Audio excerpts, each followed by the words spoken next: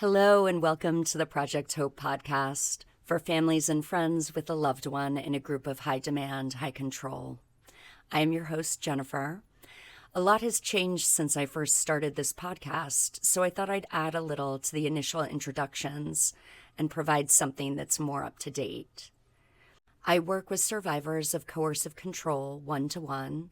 I also consult with families, and I offer education to the public around such topics. For the full scope of what I offer and also my credentials, you're welcome to check out my website, jennifer-french.com. I have a master's in the psychology of coercive control, and as of August 2024, I've been accepted into a PhD program called Psychology, Policy, and Law, and I'll have a specialty in either criminal behavior or forensic victimology. This will support the work that I currently do as an expert witness in cases involving coercive control. The Project Hope podcast has provided such an amazing opportunity for me to meet many wonderful people, survivors, experts, family members, and it's truly a pleasure to meet each one of these individuals you will hear from. This podcast will conclude with season 2 as I enter into my PhD program, but I have many other exciting things on the horizon, so please stay in touch and go to my website for any and all current events. Thanks to all of you who listen to Project Hope and care about this community.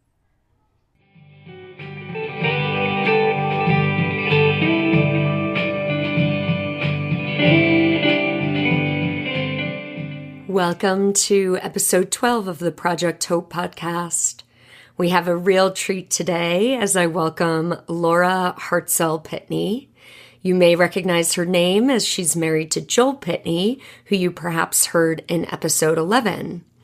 Laura was also a part of Andrew Cohen's following and the EnlightenNext philosophy revolution community for 10 years. She lived and worked for EnlightenNext for those years in various roles, helping to launch their online audio archive system. She also was heavily involved in fundraising, and her final role was the director of development. I am so moved by Laura's story and appreciative of all she's shared so personally. Part of what I really appreciated was how she was able to really describe the transformative experience of being drawn into new ideas and experiences and how powerful these are.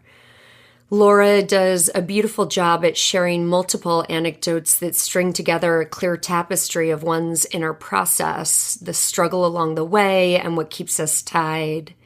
She really captures the power of persuasion and the complications within these groups that come with having deep and real experiences. In addition to being married, she and Joel share a beautiful little boy. She is the COO of Launch My Book at launchmybook.com. That's a family-owned small business that takes people through the full scope of launching a book. And Laura's responsible for editing projects, business development, and overall project management of the company. In her free time, she enjoys hiking and skiing in the forests of Central Oregon. So please join me in welcoming Laura.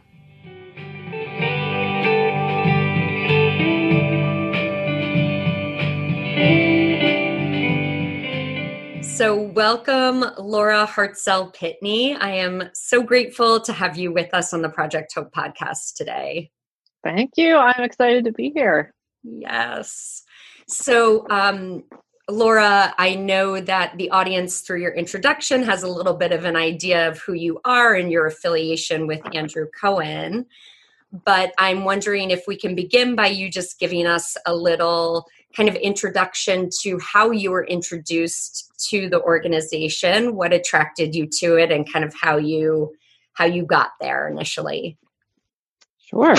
And even a little bit, if you don't mind, about your background. Sure. Okay.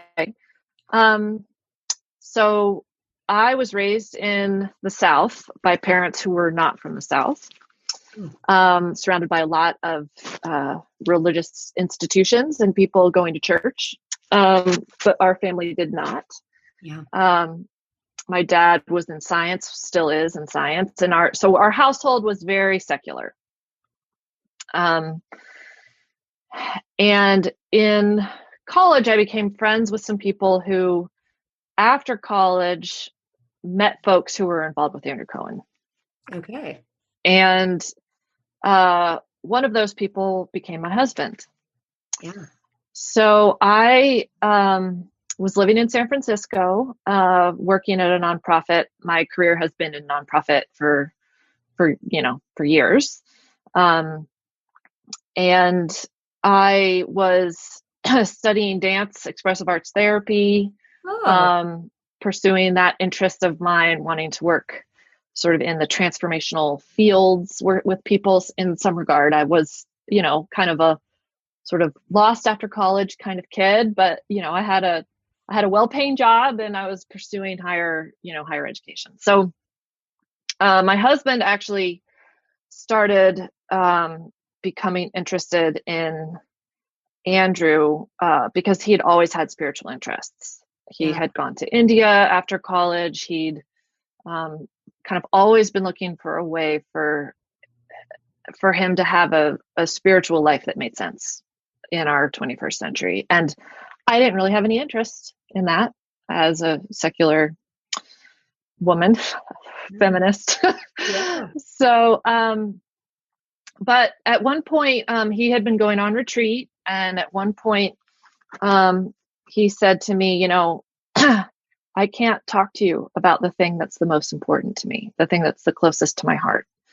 And that's difficult, right? As two people who are sharing a life together, to not be able to talk about the thing that's the most important is really, that's a problem. And I heard that. I heard those words. I heard his sentiment in that. And I'll never forget feeling in myself an opening to, well, what is it about this that's compelling to him?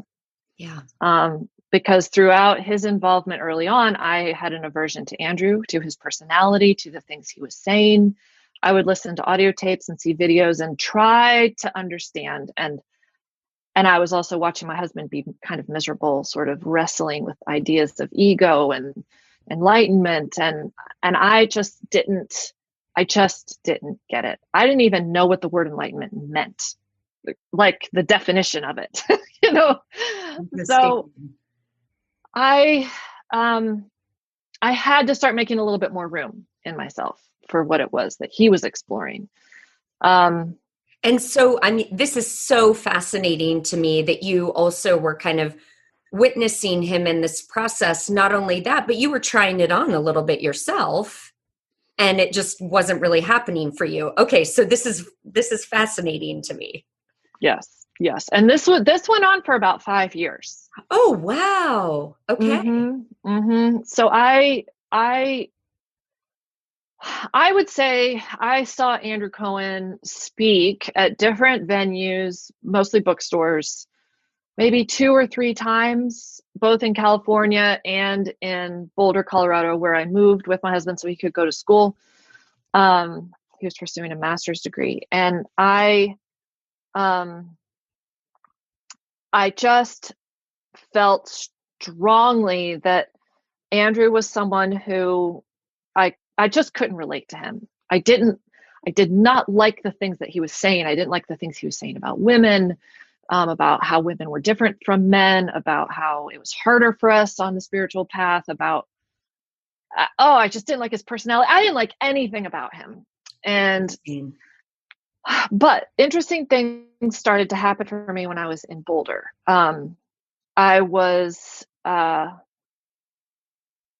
I was working with young people. I was leading trips in the wilderness for kids who had been arrested, and they could choose between going to jail or going on a 10-day kind of wilderness type therapy type experience. And so I was working with kids doing that. And on the days that I wasn't doing that, I had days off. I didn't work, it was like intensive 10 days on and then, 2 weeks off kind of situation. And so I was meeting people who were involved with Andrew, and who were also involved with Ken Wilber, who's a, current, philosopher who had a kind of a collegial relationship with Andrew. Yes, I remember that. So I was having really interesting conversations with these people. And I was also noticing that some of the people around Andrew were very weird. Like some of them I liked, and some of them were like, you guys are odd people. Yeah. Why would I be attracted to a path by a leader who I don't like and by people who are a little bit odd? And, not that I'm not odd. I think everyone has odd characteristics, but I just wasn't gelling with some of these people. We all have our little freak flag that flies. Yeah. But some of these folks I was like having really interesting conversations with. And I think it was some of the thoughts around Ken's work actually that started to really get me a little bit more interested and a little bit more kind of attuned to what was happening in this whole environment, as well as some of the ideas by Brian Swim around sort of the evolution of the cosmos, and then some of the versions or some of the issues of What is Enlightenment magazine that was being published by Andrews and his community came out, and in those issues they were talking about the evolution of God, and they were talking about how do we understand the concept of God as something that has been in sort of our human race for so long. The concept of God has evolved over time. It hasn't stayed totally static, right? And the impulse to worship and the impulse to give oneself to something higher, and whether it be superstition and, nymphs in the woods or God in the heavens or, Right. And this idea really captured me. And that, along with this idea that there's the ability to have different worldviews, which had never occurred to me before in my young age. Cool. I just had a worldview. Yeah. And I looked through the eyes of a postmodern woman brought up in the South with a scientific background who believed everything pretty materialistically, and had certain beliefs around progressive ideas and anti-conservatism ideas. It was all just, that's the way how the world is. Yeah. And when I began to have an ability to separate myself from my worldview and question it, things started to kind of break open for me there as well. So a lot of pieces were starting to kind of be very interesting to me about life and perspectives and consciousness. And that was really exciting for me. So none of this really had anything at all to do with Andrew. But he came to town. We were still in Boulder at this time, and I agreed to go. Go on. Thank you for that distinction, because I think also this is really significant and important and like a highlight of your personal story, that you're in fact at that age where we do start to go there, where we truly start kind of opening to thinking and understanding in ways that we never have before. And that experience in and of itself can be attributed to these groups, and yet it really has nothing to do with them, or it has to do with, a pure spiritual experience, for example. Right. Like a different form of that same, like busting open and out. Yes. Yeah. Yes. And I think I was, I think that if I had not been in that circle, if I had not been in contact with the particular people I was involved with, I don't know that I ever would have stumbled upon these perspectives, because they're more fringe, right? The magazine, sure, it was in Whole Foods, but so what? I don't pick up magazines very often unless somebody recommends it, right? And I wasn't interested in spirituality as far as I knew, so I wouldn't have picked it up, because it was called What is Enlightenment, and I didn't know even what the word enlightenment meant. So, it's true what you're saying, that it didn't really have to do with the group itself, and it had to do partly with what I was going through in my own life at the time. And yet the circumstances gave me something that I maybe never would have had at the time. So it's both.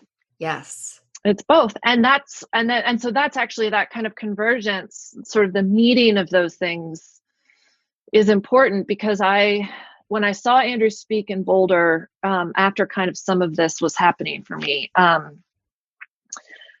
I think because I was more understanding what it was that he was talking about and what perspective he was trying to give to people, I had a more positive experience listening to him speak. And afterwards, I went out for dinner with some of the people who were pretty close with him, either worked for him in different capacities or who worked on the magazine, along with my husband. And we had one of those kinds of dinner conversations that you never forget, with people who I'd never met, who I could ask questions of, and they were so open and smart and interested and not defensive. I don't remember if I asked about Andrew, but I remember asking about various aspects of things that Andrew had spoken about that I'd, heard on video or heard on audio or whatever.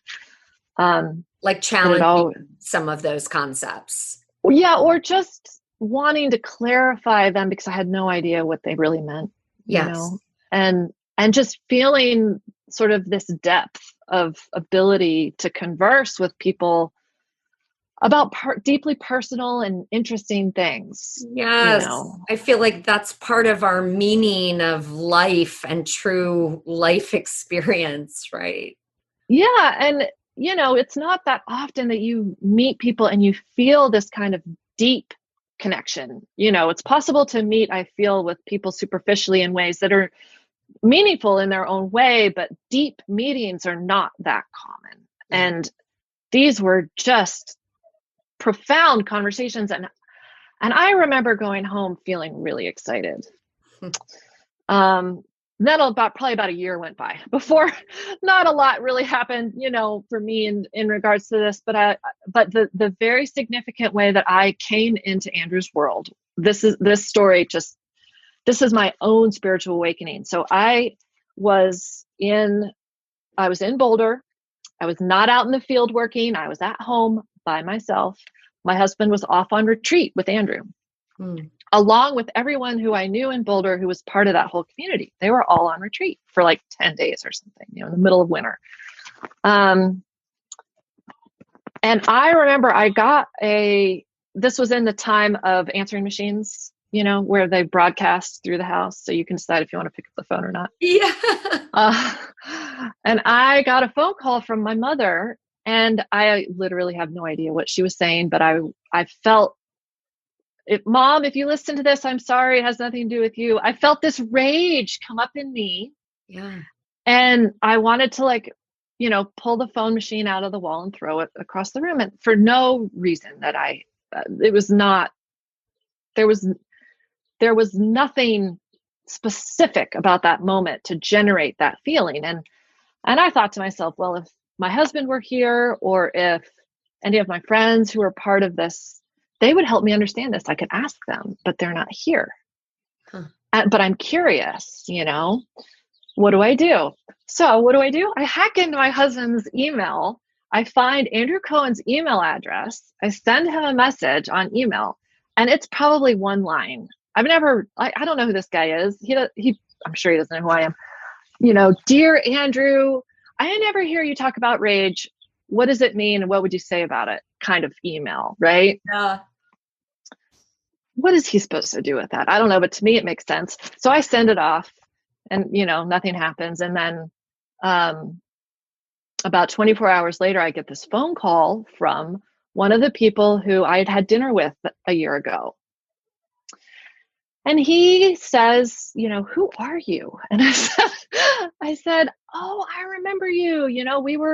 We had dinner, and, my husband's on retreat. Oh, right. So he figures out who I am. And we proceed to have like an hour-long phone conversation that then led to a series of phone calls over the course of the retreat that Andrew was leading. Oh, wow. Because this person was the personal assistant to Andrew. So anytime that Andrew was in session with his retreatants, this guy would call me on the phone and we would talk.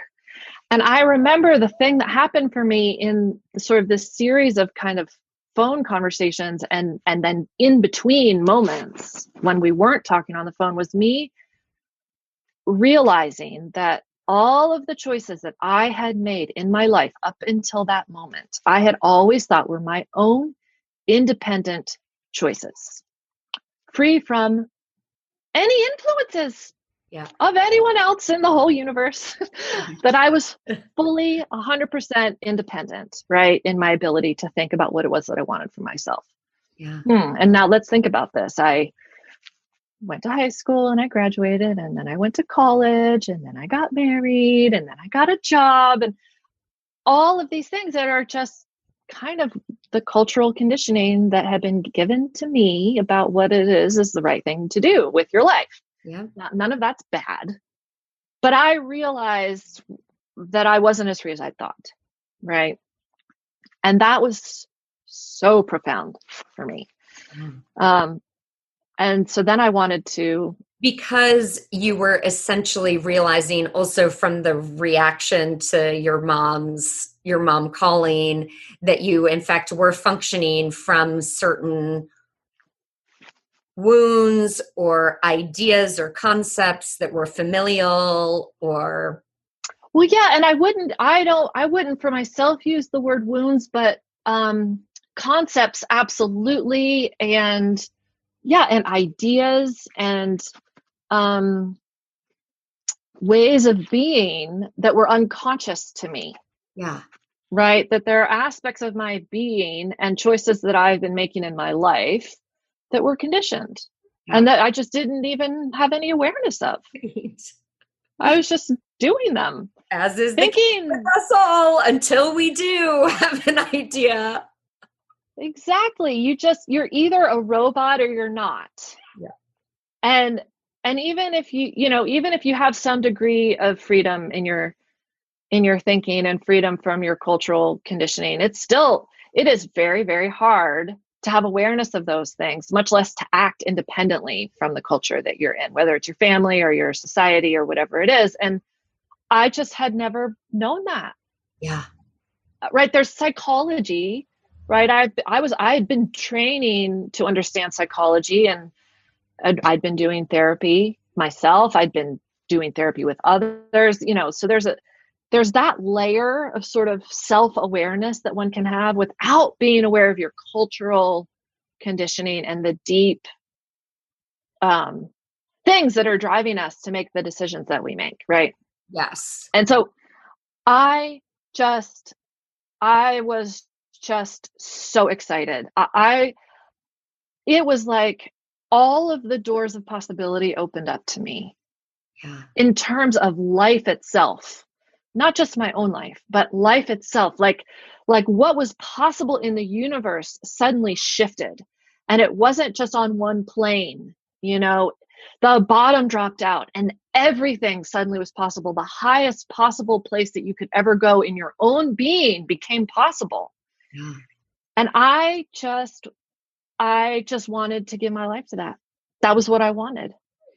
And my husband came home from retreat, and mind you, he had been trying to get me involved in this for like 5 years, as I had explained to you. And he had wanted to move there. He had wanted to write for the magazine. And I kept saying, no, are you crazy? Of course I don't want to do that. And I have my job and I don't want to have anything to do with this. And right. So this had been going on for so long. And so no longer is this my position. Now I am saying to him, this is what I want, right? I want this more than anything else. I want to make this my life's purpose. I have got to figure out what it is that this is all about. And I have to pursue it to its end, because I have seen that there's a place I can be in myself that is higher than any place I've ever gone before. And I'm going to make that who I am, not just for myself, but because then the world will be a better place. Yeah. Because I can change my own consciousness, and then this became the philosophy, this was part of sort of the broader philosophy, which is that if we can evolve ourselves and our culture between us, we're going to make it possible. It's like you're going to carve a path in the noosphere for other people, right? The plow that goes through the soil that then makes it easier for people to come behind us. Yes, right. So this becomes my guide star, right? My husband, of course, he freaks out because no longer can he use me as an excuse for not doing this. But I am all in. And so within 6 months, we packed up. I quit. I was in graduate school getting my degree in social work. I quit. We moved to Fox Hollow, and then I lived there for 10 years. Oh my gosh, Laura. Wow. Okay. Amazing. So that's how I got in. Okay. So thank you so much for sharing that. I also really appreciate your sharing things in this way where people can understand kind of this alternate level that you're talking about, that there's this, like, I think that's why you didn't relate to the word wound, because that's personal, right? It's like as you mentioned, it's like, that's the work that you can do through therapy, through self-consciousness. But then there's this whole other world that was really opening to you. Yeah. Amazing. Yeah. Okay. So you land at Fox Hollow, epicenter. Yep. And why don't you go ahead and share anything with me around that time that you think is significant, kind of about anything that happened sort of between when you entered and when you left, because I definitely want to get kind of your leaving story in. Okay. But if there's anything that you can think of, like, I'd be curious during your time there, if there were moments where you really went into doubt or questioning, or did you just kind of sail on into the golden ethers of the sunset? Oh, I wish. No. Okay. All right. Well, those are good prompts. Okay. So I'll tell you a couple short little stories from when I first got there. Because it kind of feels like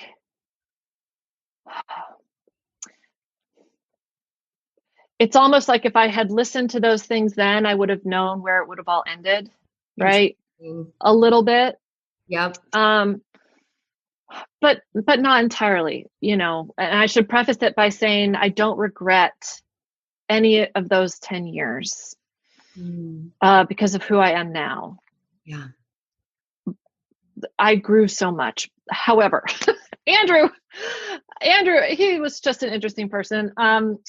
So we arrived in Fox Hollow.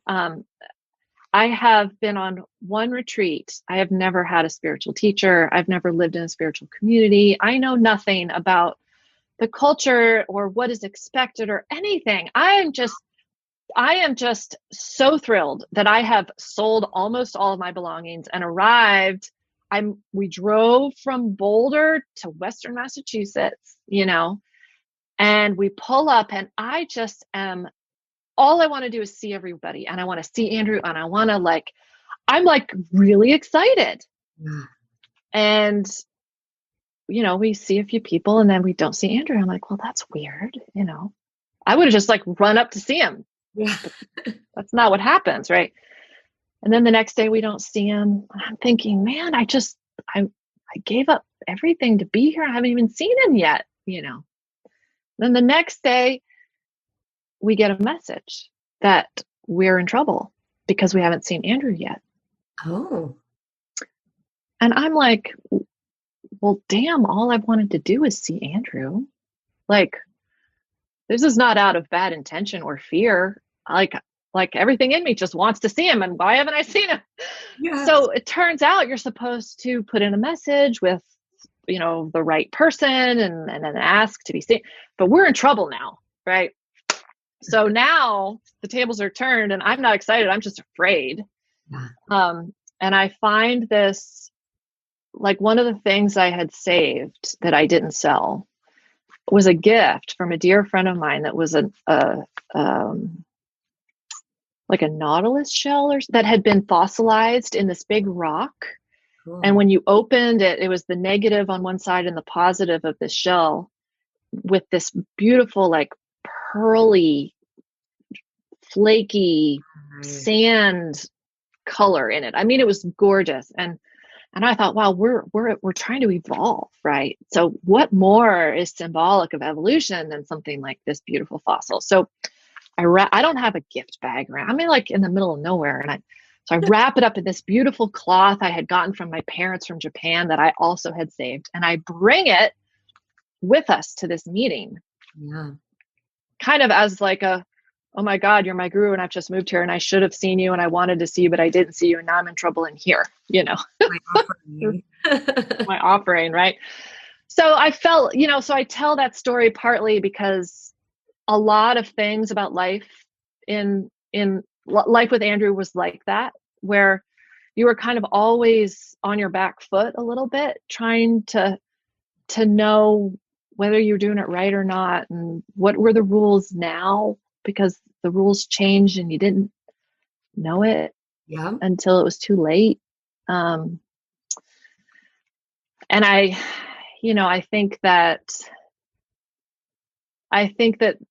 while I know that what he would say to us was, I'm always changing things to keep you always evolving, always leaning forward. Honestly, whether he did it on purpose or not, I think it was a control mechanism. Yeah. Because it kept us always in a state of right, combobulation, right? Yeah. Right. So this is the first kind of few days that I'm living at Fox Hollow, right? So no, it's not all golden sunset until 10 years later. Yeah. And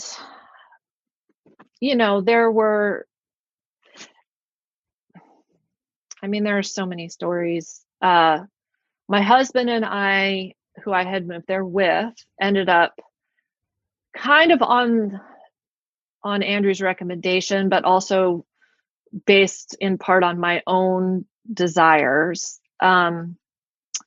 We stopped living together or sleeping together. We didn't get divorced or anything, but we were not, my husband was not in a good place. He was really struggling. He was under a lot of pressure from Andrew. I wasn't under the same pressure, and the way that we were interacting around that wasn't good for either of us. Yeah.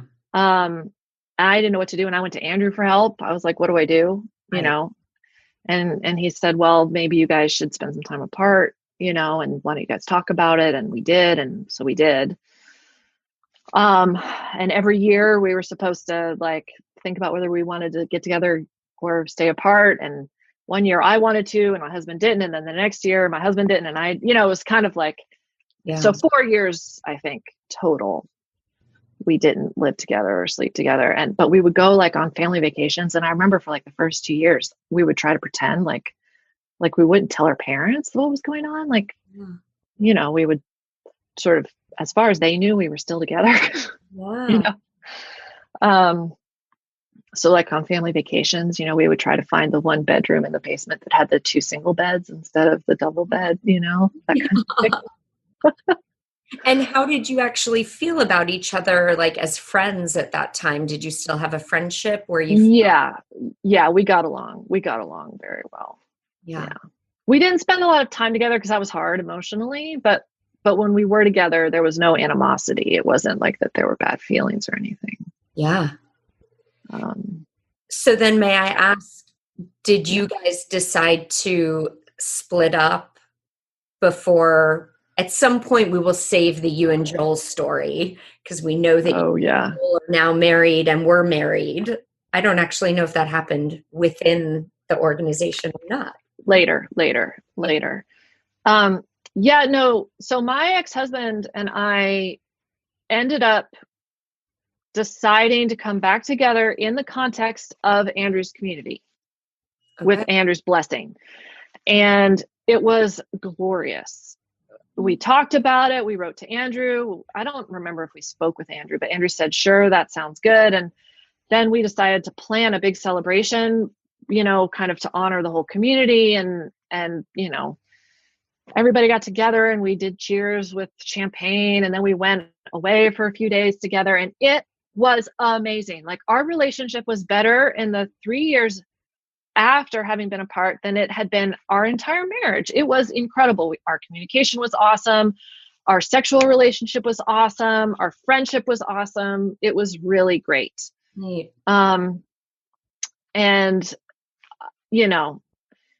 so those 4 years were really hard, but the coming back together was better than it ever could have been. And I think that part of it was each of us had changed and grown a lot independently. And part of it was that our union was now in the context of something higher. It was that we had made our vows to Andrew, essentially, and then to one another as a pair underneath, as a unit underneath Andrew, in service of our mission. And so it was kind of like that helps take things out of sort of the realm of that gets between couples a lot of the time, and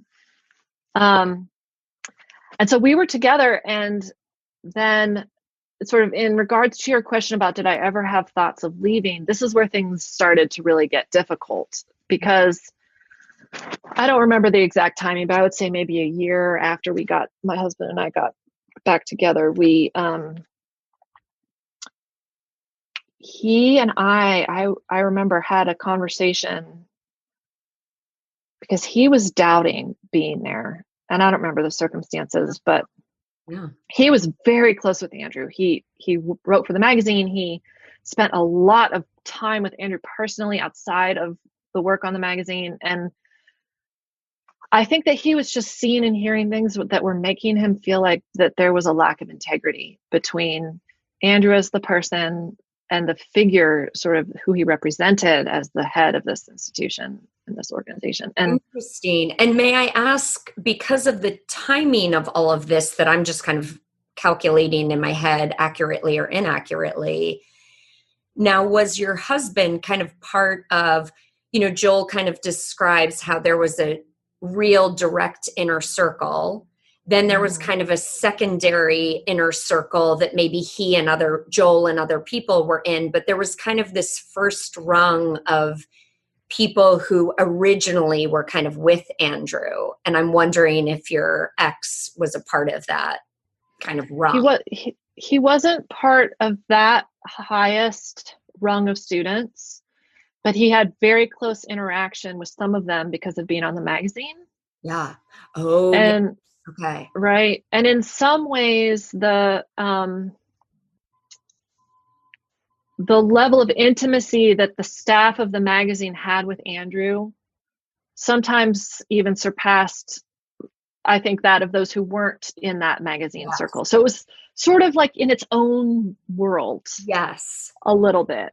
Yes. I hope people understand that. I totally get it. I know exactly what you're talking about. So I would say that he was just to explain for everyone else, in terms of what you were referencing, that there was a higher level of student of people who had been with Andrew for 20 years, 20-ish years. Right. And they were the most senior students. They carried the most authority and weight with the wider student body. Yeah. And they were leaders in and of themselves. Whereas our quote unquote, our rung was right below that. And we had a degree of leadership, but it was more like we were leadership within the organization itself. We were managers of the nonprofit. We would organize students at sort of the broader reaches of the organization outside of, the center that we lived at, that kind of thing. But the magazine staff had both levels in it. Okay. And so my husband he was very close with Andrew in the magazine context, but also he was, as a student, very respected. And so it was kind of a mix. And so he was seeing things that he just wasn't comfortable with. Now, was he able to share that directly with you or not quite? Well, so he was telling me things that, this particular conversation that we had, I'm sure he was telling me things that were specific. And I remember at one point, I was sitting on the couch and I just started sobbing. And I said, it's like we've given all of our life energy to make this successful, to make everything that we're doing successful. And we're not. It's just going into nowhere. It's just, it's not coming to fruition. It's just going down the drain. And that was because we couldn't gain traction. And a lot of it had to do with Andrew. Yeah. He fundamentally didn't want to have success. He would argue with that statement.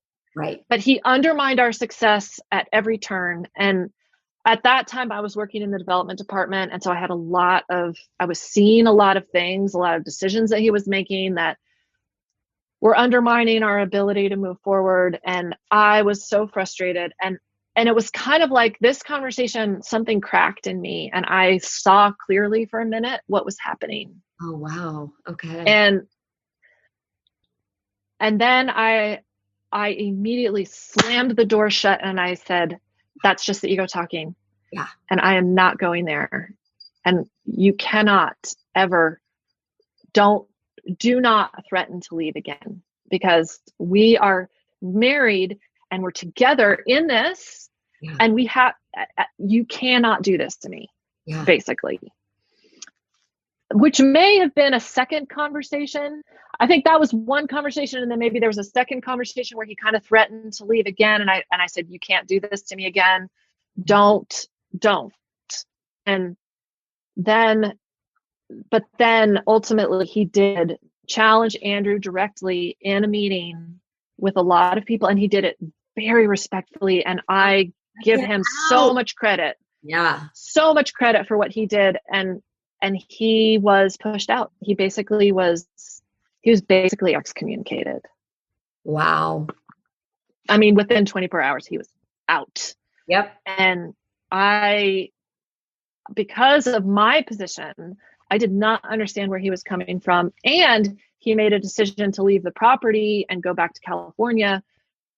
And I just thought, how can you do this to me? Because we're married. And so then I felt abandoned. Right. And so our personal relationship, we had a rift because of that. And then we had a rift because of the broader sort of kind of closing ranks against him. Yeah. Right. Wow. And so that that tore us apart. And I decided to divorce him about 6 months later. Yeah. Wow. And do you mind me asking, have you guys communicated since? We have. We've had off and on conversations, both while the organization was still together and I was still involved. We had some conversations, and then ones that felt like very, I don't know, I won't say reconciling, but very deeply connected in terms of our love for one another, but the decision to not be together anymore. Yeah. But over time, things between us haven't stayed very good. Yeah. And there are reasons for that go way back to when we were in college and early on in our relationship, I think, that have kind of come out since, at least on my side. And I think that it was hard for him to understand how I could go from being married to him and everything that happened there to then being with Joel. I think that was difficult for him to process. In what regard? That Joel had also been a part of the organization? No, I think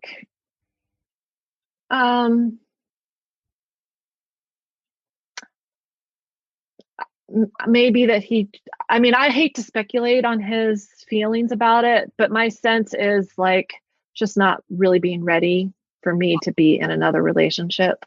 Yeah. Yep. I mean, that's my guess. He never said that. Yep. Yeah. But, these things are complicated. yeah. Yeah. Wow, Laura. Amazing. Okay. So now you're on your own at Fox, what is it? Fox Hollow. Fox Hollow. So you're at Yeah. Fox Hollow. I like to think of it as Fox Hollow Ashram. Yeah. Yeah. It basically was. You're at Fox Hollow living in community. And then for you, I'm very curious because you had that tiny opening of when your ex had kind of presented this whole thing to you. And then, of course, closed the doors real quick. Did that opening ever kind of start to open again? Or is that what kind of led to the actual leaving? But I'm curious, like, did that opening ever happen again? Or did you have kind of doubts leading up to the leaving? Or did the door just shut? Yeah. Oh, that's a good question. Well, it's interesting because the culture around Andrew at this time was starting to shift a little bit, in the sense that there were slightly more conversations about things that weren't working and ways in which Andrew was obstructing our forward progress, right? But they were very small. Yes. Very small conversations. Hush, hush.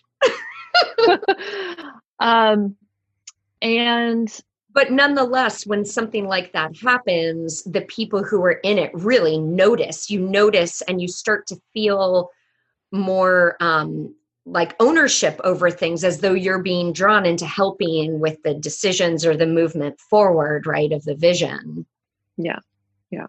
And I was responsible for fundraising. So my director left around this same time, maybe a little before. I am delighted to offer you Pure Haven products. All proceeds received go right back to the Project Hope podcast. I myself have been using these pure, safe, and toxin-free products for over 4 years, and I absolutely love knowing that my home has countertops that my little niece and nephew can eat off of without worrying that they have a handful of chemicals being placed in their mouths. The cleaning products are some of my favorites. The glass and surface cleaners smell amazing as well. So if this is of interest to you, please go to purehaven.com/Jennifer French. The link is also included below with information about this podcast segment. Yeah, the director of development left. And I was placed in quote unquote temporary director development position. But I didn't have enough seniority in the teachings to be considered able to lead the development department, but because of that position, I was seeing a lot of things that were happening organizationally that I disagreed with. And I was feeling a lot of frustration about not being able to have a voice or having influence in the direction that the organization was going. And yet I was being asked to take responsibility for moving the organization forward financially as we were kind of entering into financial ruin, and we're having to close buildings and sell off pieces of the property, and things are kind of falling apart around us. People are leaving in droves, and I am being handed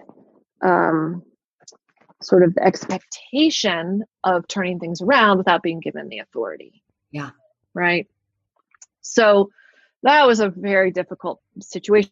I wasn't the only one being put in that position. And I think that the more that we kind of had conversations at the organizational level, the more the questioning about what was going on with Andrew was in our sphere of conversation. Right. However, this is where there was some schizophrenia institutionally, because we weren't able to question Andrew as the source of everything, right? And his purity of intention, the purity of his transmission, the gift that he had given all of us by, taking us on as his students and so forth. So because of that schism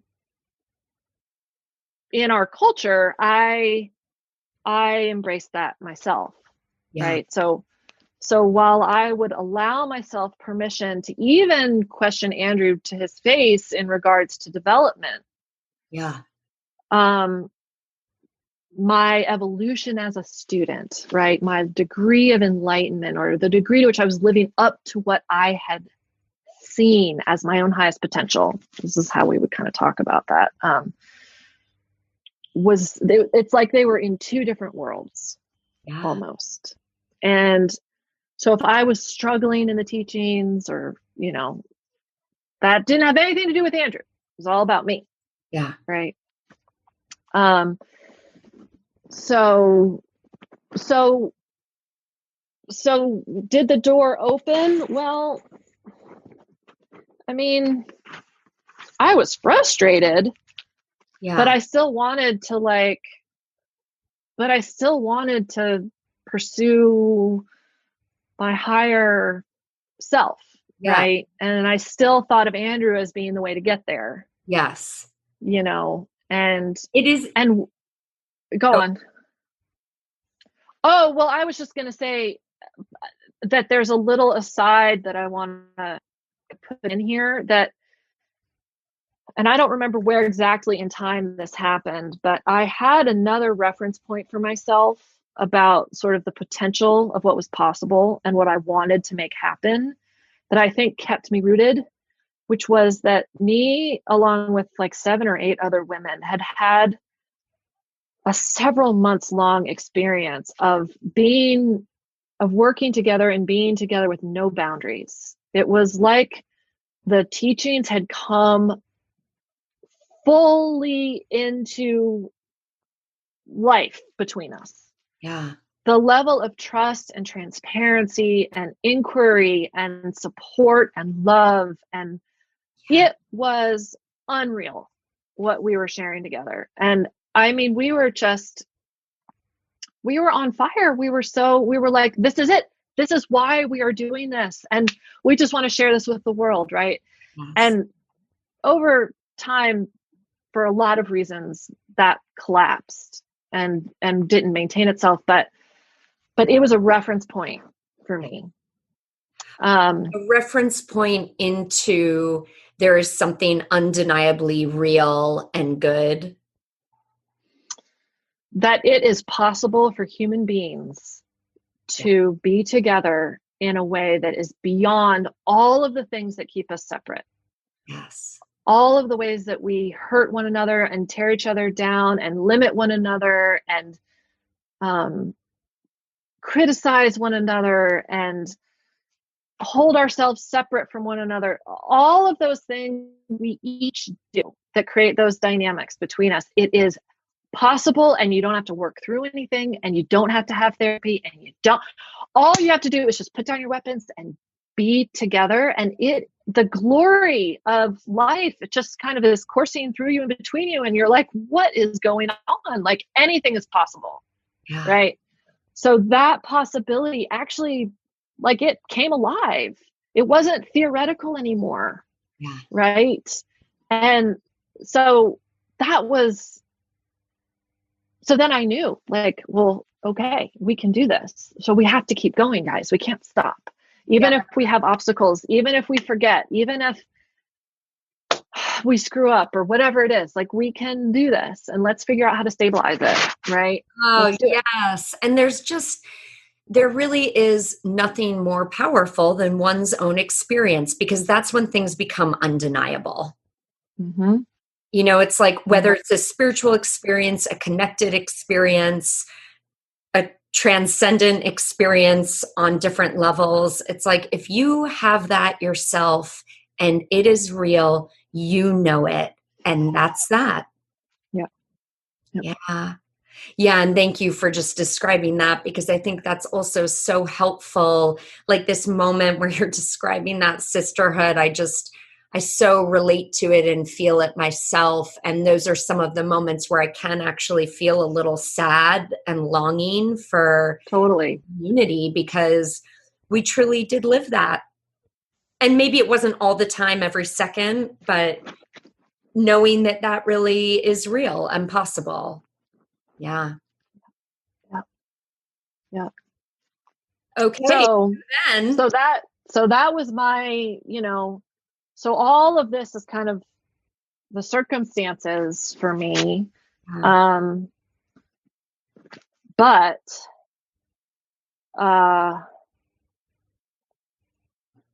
but then I fell in love with Joel. okay. And something about that it messed with everything. Interesting. In good and bad ways. Yeah. And we can tell you more kind of about that whole unfolding, but what sort of, if I fast forward, Yeah. it led to me being fired from my job. It led me to moving to Boston. I was 10 feet from the first bomb that went off at the Boston Marathon bombing. Oh my God. And had PTSD and, Wow. and then the community fell apart.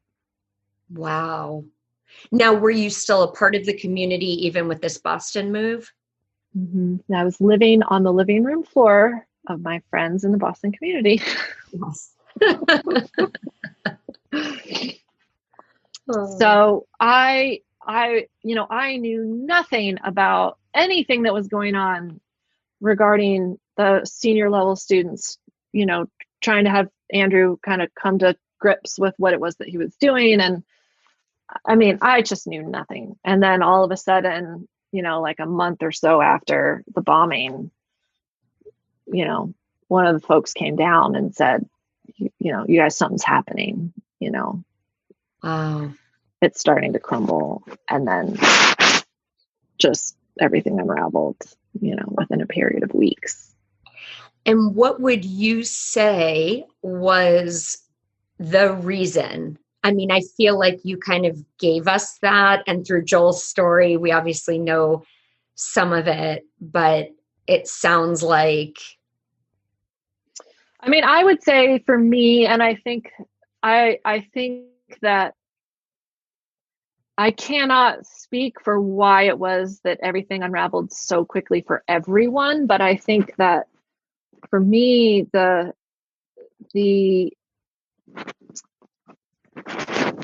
fact that Andrew was being asked by his the closest circle of students to look at some of his actions and take responsibility and change, which was something that all of us had devoted our lives to doing at his direction. Yeah. The fact that he was absolutely unwilling to do that. And not only that, but turn it against them and say that they were coming from ego and were challenging his position because they were, jealous or they wanted to take over or whatever, any insinuation that the motive of these students was egoic and not for the greater good of our community and our mission was so abhorrent to me, because I knew all of these people so well and so intimately, and I have so much respect for all of them. The fact that he would suggest that they were trying to undermine him and what we were doing was just unbelievable to me. And it was at that moment that I allowed myself to connect the way that he was obstructing our progress in the organization, which I had been able to speak about with other people and understand in myself and be transparent in myself about as a reality. Mm-hmm. And his role as a teacher, right? Being unwilling to just live the teachings himself. Yeah. It was like that kind of cracked something in me. And I began to question all of the fundamentals that had been guiding us from the beginning. Yeah. And the fact that other people were questioning it, then it was kind of like the hierarchy of control that had held us all together from Andrew on down started to fall apart, so that people then stopped having power over me. And as soon as people didn't have power over me, then I could really question fully and completely and ask and look without fear of retribution. And I could just say, wow, what's true? What's not true? Are we really questioning all of this? Oh my goodness. Right. And I think that that is really what ultimately kind of led to everything falling apart, because our level in the organization was, like I described, we were responsible for holding things together when things weren't working from the highest level. And we weren't given power, and we were sort of treated as children. And yet we were responsible for kind of holding everything together below us. And so if we weren't there, it was kind of like, well, then what's going to hold it all together? Who's going to run all of this? Because there are like 7 people at the top. Like, they're not going to run all of this without the rest of us. Right. And so it all just vanished. Wow. And I think a lot of people still, there were groups in Europe who didn't really understand what had happened. And we were like, it might be because you weren't living there and seeing it every single day from the inside, Yeah. So. And then how was that for you, leaving and having your own unfoldment of kind of your own conclusions? But then I always feel like it's so different when you have at least some others with you who are in that same process, because it's so comforting and you're kind of discovering together, and this is all unfolding together, and you can sort of hash through it in this united way and make more sense of it with more minds, it seems.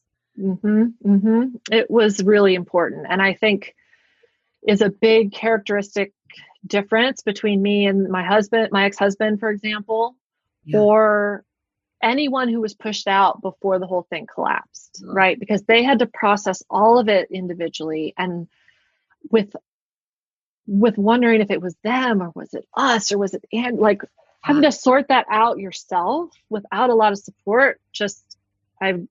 My heart really, it breaks for all of those people. And, I had, obviously I had Joel, and then I had other friends. I moved to New York City ultimately, and I had friends in New York City, and we processed a lot of things together. And it was interesting because I think that over time, it kind of became, depending on how different people responded, influenced whether or not I stayed in touch with them. And I think that that's true kind of across the board. The more that there was kind of simpatico of interpretation of things. Yes. The more we would continue to talk about things and then develop a relationship outside of the context that we had been in. Yes. And I wonder also if that in an organization similar to what both you and I experienced, and where there's a leader in that way, I've wondered if it's an actual kind of necessary part of the continuum of healing, or whatever you want to call it, processing that experience, that there's a really significant piece to that has to do with really coming to terms with the leader kind of not being who they said they were, and getting to experience that in whatever way you do, but fully. Like my personal belief is I could never have done that without experiencing the fullness of rage, anger, all those things. And I know for myself, I never would have been free had I not gone through all of those emotions and feelings. And it's my perception that for me, I maybe don't communicate or don't feel as close to some of the people that maybe they don't feel to me like they were that they could fully get angry and kind of disconnect completely, to then come back around to a place of seeing the elements of good. I think when you come to terms with the fact that these are just people, and unfortunately I happened to hold them in the paradigm that they were touting for themselves and bought into that. And if we can sort of break free of understanding, like within that context, that that person is kind of the end all be all. And if we can break free of that and sort of evaluate, then we can actually come back around to seeing what we cared about or felt drawn to in the first place, while also holding the shadow, and that side of things. I 100% agree. I 100% agree.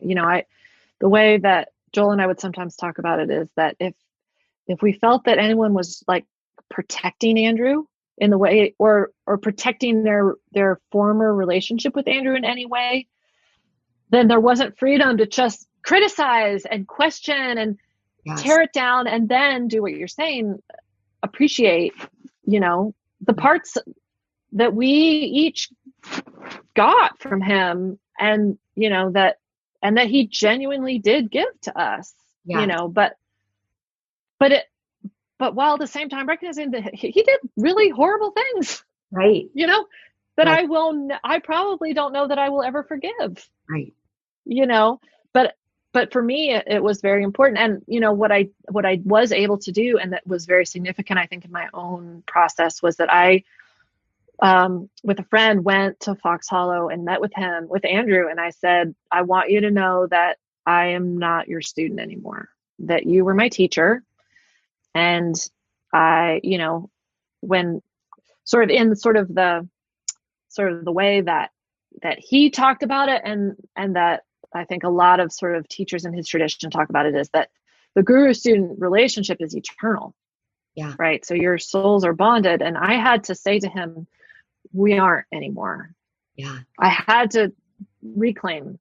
Good for you. From him. How beautiful. Like a formal, we are done. Yeah. I think a lot of people need that. Yeah. But for you but also, while a lot of people need that, I think some people find it very difficult to do that. And of course, it depends on the individual situation. I mean, you have pastors who have sexually abused people who are still, preaching in a congregation. Is it worth it for you to go address them? Probably not, Right.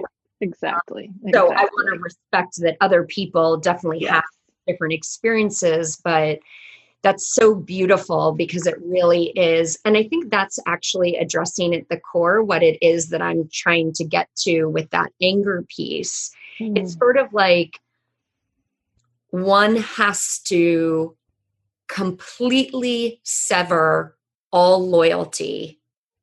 And you kind of took a ceremonious stance around that and addressed it head on and said it, and that bond is broken. Right. Yeah. I had to, and then it took me a while after that, I think, before I was able to embrace anything that I had,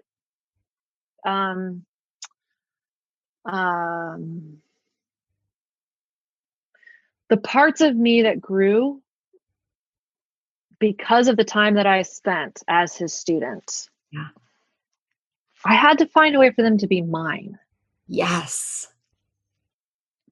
So I think it took a lot. It took a lot for me to get there. And, it's been like, gosh, has it been between 7 and 8 years, right? Since everything fell apart. And like, I just started meditating again, and I still can't meditate without like having flashes of like the meditation hall and the cushions and the, it's like I have all these memories that come back every time I sit down, but it's okay. It's not traumatic anymore. But before that, I felt like I with the help of an amazing EMDR therapist, I was able to, I think, in my neural pathways, actually separate out Andrew from my own spiritual development. Yes. And claim it as my own. And so that it didn't have to be tied to him, and he wasn't the owner of it. It was mine. Yes. I was the one who grew through my own effort. And yes, he opened doors for me, but I walked through them. And so. Amazing. Right. Uh-oh. Sorry, Joel and I share a Zoom account, and I just was told that I have been signed out of my account. I'm hoping that that doesn't mess up what we're doing here, because if we suddenly get cut off, then okay. Nope. I think we're good. Okay, good. Oh, that's amazing, Laura. Wow. I'm just so appreciating you sharing your process, and also just really those like internal experiences of sort of what that is for each one. And again, not that I am a true believer in everybody's process looking different and being the way it needs to be for that person. So maybe for some people, it's not right to be able to find the positive after the fact. For me, it's just been a natural part of the process. But how amazing and beautiful. And thank you so much for sharing all of that with us. Oh, it's my honor to be able to give that, It wasn't really just for me. And if it can also help other people understand what it is, I try to explain some of this stuff to my family, and they don't understand it. Yeah. It's hard. It's just hard for people to understand this. It is. And I think also that was like one last piece, which I know we talked a little bit about, kind of you coming from a secular family.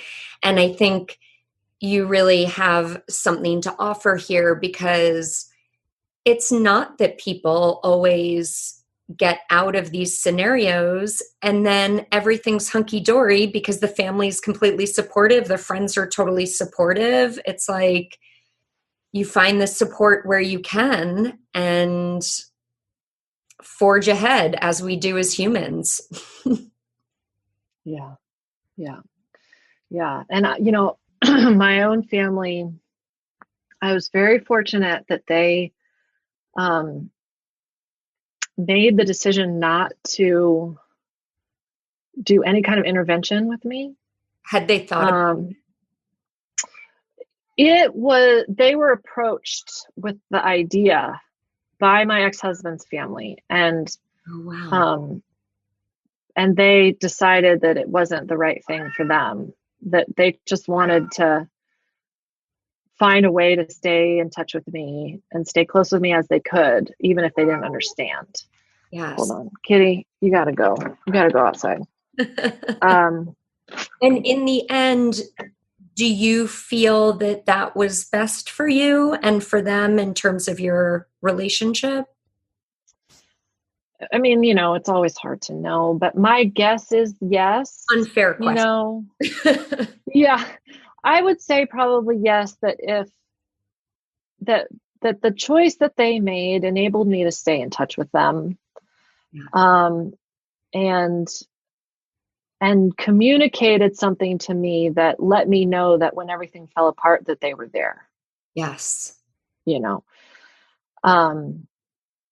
This is so critical for families and for family members. I mean, it's just so painful to be on that other side and to feel like you just have no way to get through. So that's why I sort of dug a little deeper there, because I think it's always interesting to get the thoughts, kind of us on the inside, what our experience was, and then the families on the outside and what their experiences were, in terms of, it's like every choice is so loaded because you just don't know what the results are going to be. I mean, it could end up in being cut off completely forever from your loved one. Yeah. Those are the stakes. Yeah. Yeah. Yeah. And so how is your relationship now with your family? Oh, it's great. I mean, sometimes I wish that I could bring them into sort of the world that I had been in so they could really understand it, and, and I sometimes wish that I knew more about what they sort of had felt during the time, and do they think about it much now, but it's not really like a very vibrant part of our relationship now. It's like not a reference point for us. And I think that that's probably a good thing. But then sometimes I'm like, is that all healed? Like, were they hurt? Did it? Yeah. I mean, of course, how could they not? I mean, I saw them probably once a year, but it was always short. I would always like only go for like 2 or 3 days, I can't stay, like got important things to do, that could not have felt good to them, and I think, and sometimes I feel like an outsider in the family more because of, that it's like that unit moved forward in time over 10 years and developed things that I was outside of, and that's emotionally, that's hard sometimes. But I feel like fundamentally what I know is that there's love and support there, and that I cherish that so much. And they didn't break that. They did not break that with me. So. Yes. Amazing. Oh my God, Laura, thank you so much for sharing your story. Oh, thanks for asking. Yeah. Well, I also hope to have you and Joel back. It would be really fun.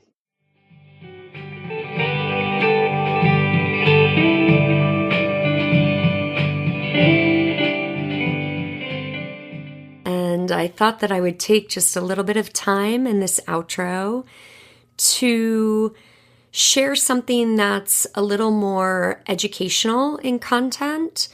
I felt moved to share this with Laura's story only because she does such a nice job of leading us through her story, where you really get a feel for the progression of things. And so you may pick up on some parallels to this content that I'm going to share, but it's really not a direct reference to her experience.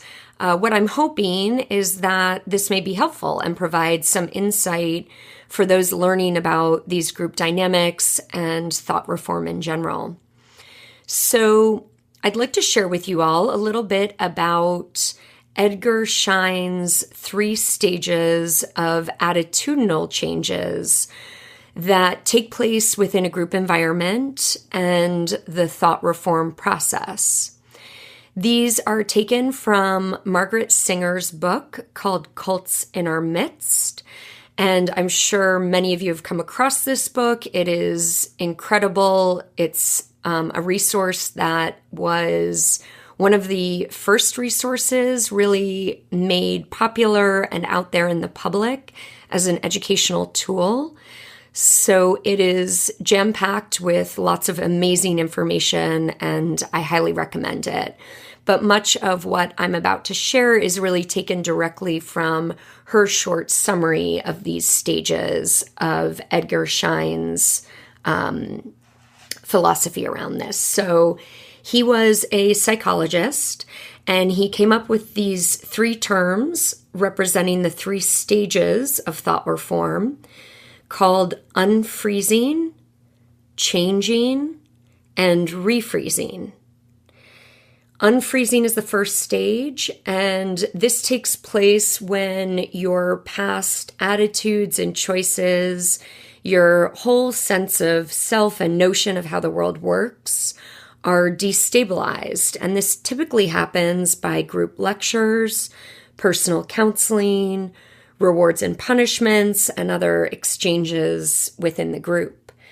This destabilization really is designed to provide what often psychologists refer to as kind of an identity crisis. So that essentially means that while one is looking back at their world that they've come from and the behaviors and values, they are essentially unfreezing them because they are simultaneously bombarded with this new system of different beliefs and values that imply that you've been wrong in the past with your past understandings.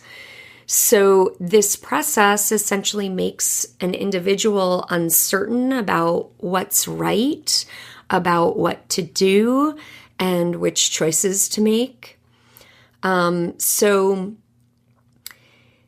when this is successful, it essentially upsets and undermines one's self-confidence.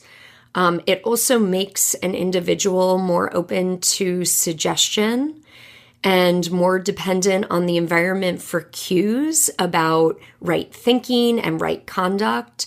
So your resistance to new ideas and lessons, when you feel yourself kind of teetering because you're beginning to experience anxiety as you think about your past and about right choices in life on the one side, and then group ideas that offer a way out of this distress on the other side, are presented. So many groups also use what many of you may be familiar with, this term of the hot seat. And I know that in my group, we certainly had that experience quite a lot. It happened often at meal times. It would happen maybe when the group was together, even after a movie, when we were talking about the movie and kind of how we were processing that. It might happen even in a class where the most senior person is essentially doing a one-to-one teaching / correction of the individual who's on the hot seat. So their attitudes about themselves, the one that's on the hot seat, as well as the actual behavior, start to unfreeze, essentially. Stage 2 is called changing. And this is when the individual senses that the solution offered by the group is providing the path to follow. So those feelings of anxiety and uncertainty and self-doubt have the opening to basically be to shift as one adopts the concepts that are put forth by the group or leader.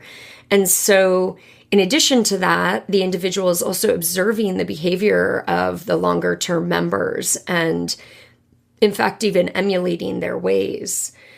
So one of the other kind of techniques that tends to take place in this phase is that, and this has been proven for decades in many social psychology experiments and observations, that once a person makes an open commitment before others to an idea, his or her subsequent behavior then generally supports and reinforces that stated commitment.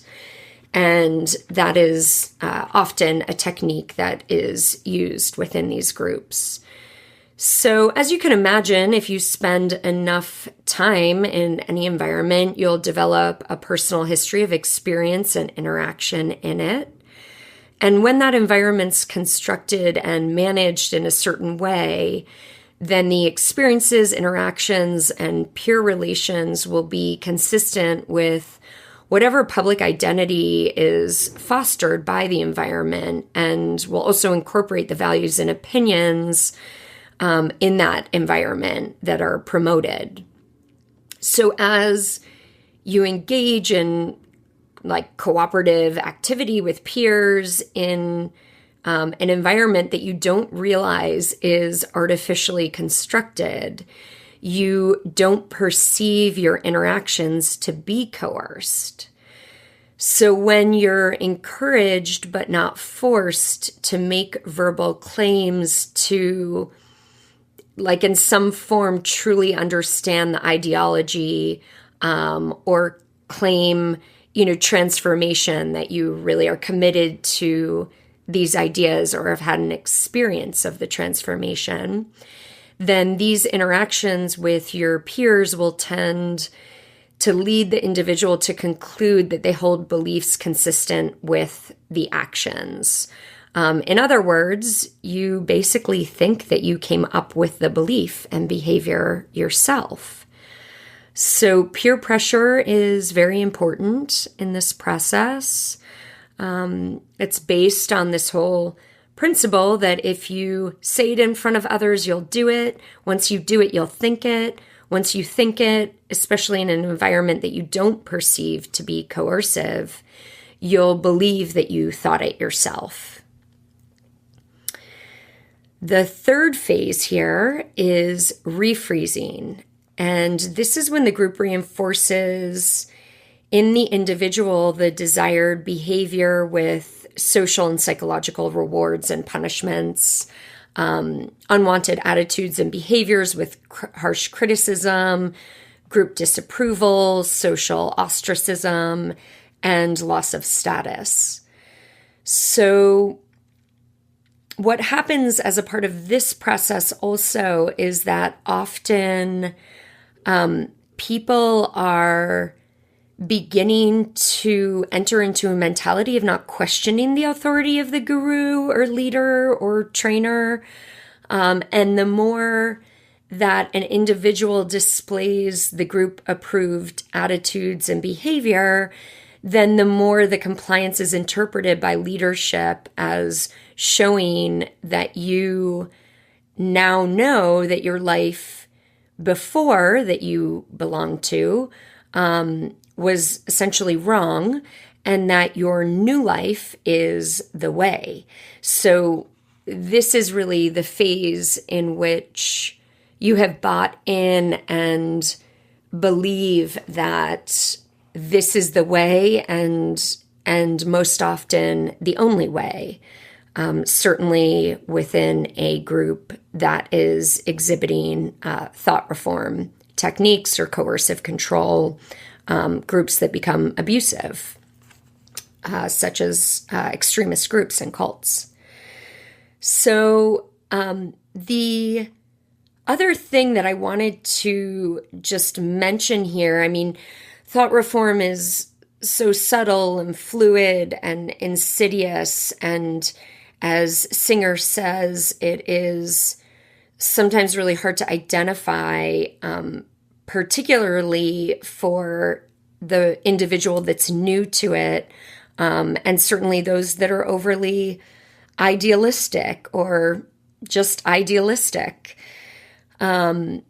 So the repercussions of this can be powerful, as you all are aware of as we explore these topics through this podcast. And I do want to mention here that although Shine expresses these 3 stages, and there is a progression, a natural progression to these stages, the way I also think of this, it's not so cut and dry and black and white that, for example, for me, when I was in the 3rd stage where I had completely bought into what I was doing in the philosophy, and that what we had was truly the answer and the only way, the qualities of the initial stage of unfreezing were still kind of lapping up against my feet, because I was participating in that process from the other side, from the leadership side. And of course, it continues to reinforce as you're watching and experiencing the punishment and reward system and all of those dynamics. There is obviously still an effect that is taking place. So I kind of think of it that way. It's sort of like lapping waters, that they're still affecting and touching you in some way, even though these stages are progressive. So I hope that this little educational component has been helpful. Please feel free, as always, to comment and let me know. I have created this podcast for you, so I care that the information and style that I'm providing you is what you want. And I thank you so much for joining me and Laura. It was such a pleasure to speak with her, and I'm sure you all enjoyed what she shared with us. So thank you very much.